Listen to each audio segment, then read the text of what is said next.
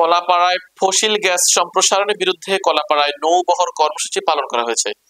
বিস্তারিত থাকছে সৈয়দ মোহাম্মদ রাসেলের প্রতিবেদনে।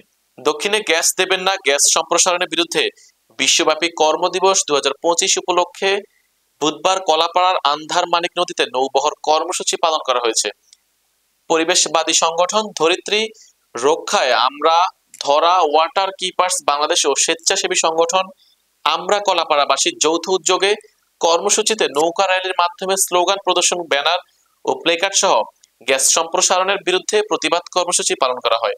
প্রায় 2 ঘন্টা ব্যাপী নৌবহর কর্মসূচিতে বক্তব্য রাখেন কলাপাড়া প্রেস ক্লাব সভাপতি নেসার উদ্দিন আহমেদ টিপু, পরিবেশ সংগঠক মেজবাউদ্দিন মান্নু, নজরুল ইসলাম, সাইফুল্লাহ মাহমুদ, নাজমুস সাকিব সহ আরো অনেকে।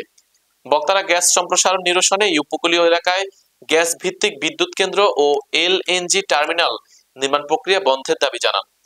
সকল ধরনের ফসিল জ্বালানির ব্যবহার নিয়ন্ত্রণে সরকারের প্রতি অনুরোধ জানান তারা। নৌবহরটি আন্ধার মানিক নদীর প্রায় 5 কিলোমিটার এলাকা প্রদক্ষিণ করে।